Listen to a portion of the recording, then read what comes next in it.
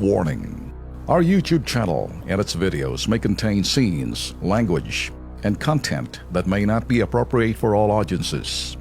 These videos include surveillance footage, undercover pursuit of suspects, actual police and rescue operations, and fearless confrontations. If you do not approve of the content, please do not watch our videos. If you wish to continue, we strongly advise that you proceed with caution. Viewers' discretion is advised. Alam niyo mga ka-KP, kapag tayo po ay nagkakasakit, naghahanap tayo ho kagad ng lunas. Ano ba panlunas ho? Siyempre gamot. Marami ho sa ngayon, naglipa na ho mga peking gamot. Nako, alam ba ho ninyo yung mga peking gamot na naglipa na ngayon? Mura, pero ano bang epekto nito sa ating pong katawan? Abay, panuorin ho natin ito para maging mapagmatsyag ho tayo dito.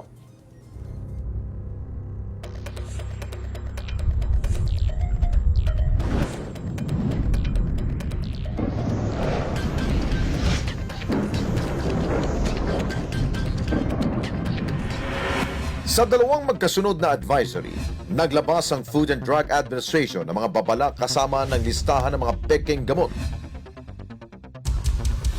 Pinapalalahanan ng publiko na maging alerto at mapanuri sa mga binibiling gamot.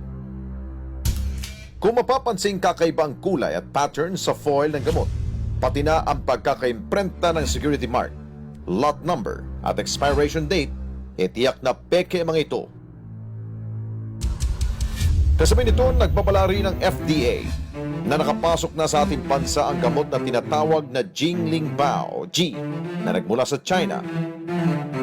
Ayon sa FDA Advisory Number 2016-136, hindi rehistrado at may panta sa kalusugan ang pag-inom ng Jinlingbao G na gamot di umano sa sakit ng tiyan.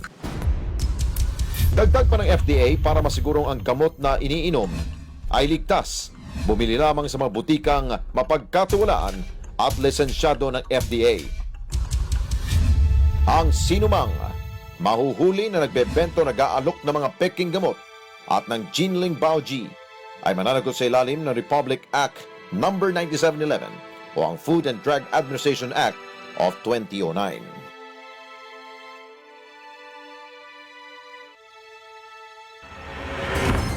At para mabigyan pa tayo ho ng babala mula ho sa Food and Drug Administration, nasa linyo ng telepono ang OIC ho ng Center for Drugs. Walang iba kundi si Ma'am Melody Zamudio. Ma'am Melody, magandang gabi ho. Si Alex Santos po, kasama ko si Ben Tulfo. Ito po ang Kilos Pronto, live po tayo sa UNTV. Magandang gabi po, Mr. Alex at Opo. Mr. Ben. Opo. Ma'am Melody, ito pong binabanggit to ninyo na peke at maaring maging mapanganib po sa ating po mga kababayan. Ito po yung Bao G pill. Bakit ngayon lang po ninyo ito nalaman? Mukhang kalat na ito sa publiko. Actually, ito pong ating nahuling gamot na ito ay hindi rehistrado. Oho. Yun. Itong Bao G pill, G-Lin. So, kaya po tayo nagpalabas ng advisory para po bigyan uli ng babala ang publiko na huwag bumili ng gamot na ito dahil hindi ito rehistrado. Oho. Pag sinabing hindi yung rehistrado, ito po'y galing po sa ang bansa ho at paano ito nakalusot sa ating pong bansa? Pag hindi po rehistrado, hindi po ito dumaan sa pagsusuri ng FDA. Yung pong nakolekta natin na Bao G pill ay galing sa China. At imported and distributed by Jinling Enterprises. Oho. Yung bahong distributor po ba, meron na po bang karampatang kaso ho? At inyo na po bang pinagsabihan at meron po bang sanction sa kanila po ba, ma'am? Opo, sir. Meron po tayong ini-issue na violation sa mga establishmento na nagbebenta ng mga hindi rehistradong gamot. Ma'am, sandali lang, si Ben Tulfo. Linawin lang ho natin, sinabi nyo hindi rehistrado.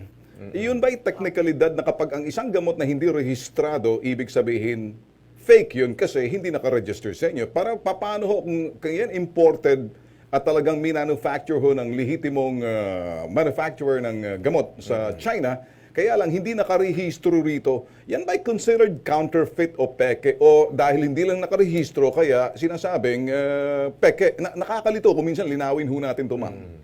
Opo. Ito po, bilang hindi rehistrado, ibig sabihin, hindi po dumaan sa pagsusuri ng FDA. Ayun. So, iba pa po yung peke, sir. So, yung peke po, meron tayong rehistrado, pero ginagaya siya. Mhm. Okay. Pag hindi po rehistrado, hindi po natin alam ang laman, Alright. paano siya ginawa, Okay. ano yung resources, stability. So, marami Okay. pong mga aspeto na tinitingnan sa quality niya, sa Okay. safety, at sa epekto. Ma'am, mabilis lang ho, no? Importante ho to para malaman ho, kabatiran ho ng nakararami, na nanonood ho sa atin. Kung hindi naman ho to ipiprescribe ho ng doktor, hindi naman ho siguro bibili kahit sino. Kasi ito ho'y kinakailan ng prescription ng doktor eh. Hindi naman to all ordinarily, unless kung ito ay nasa mga sari-sari store, sasabihin, anong pangsakit ng tiyan dyan? Sasabihin ng agad ng tendera, ito, pangsakit ng tiyan. Pero yung mga ganitong klaseng gamot, hindi po pwedeng ito'y basta self-prescribe lang tulad ng over-the-counter kung walang reseta ng doktor, ma'am.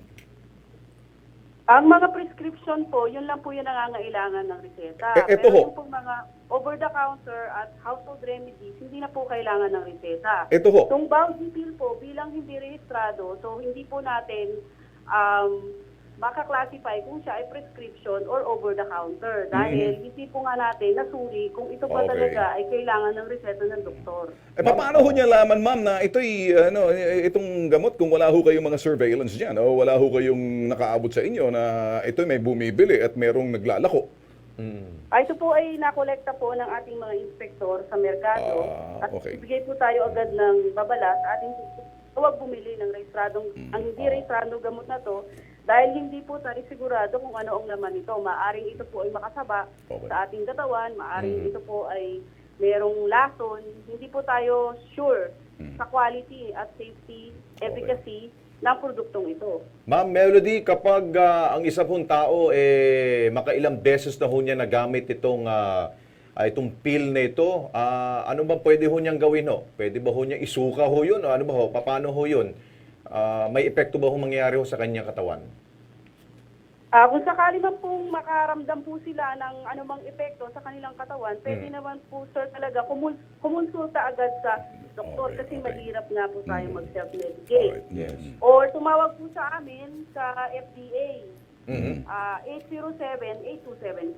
At mag-report din po sila ng anumang side effect na maaaring naramdaman nila nung ininom na nila itong hindi rehistradong gamot na to.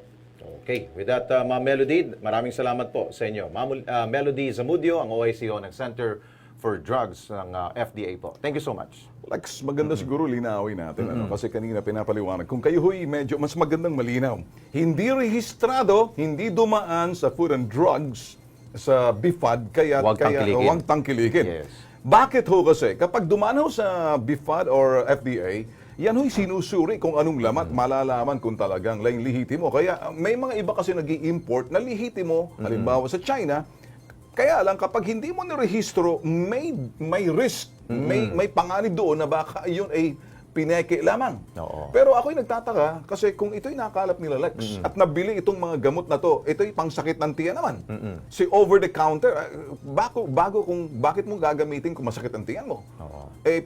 Paano mo nakilala yung gamot na yan? Alam mo naman kasi marami tayo mga ina-advertise talaga na lihitimong gamot sa pamamagitan ng telebisyon at radyo.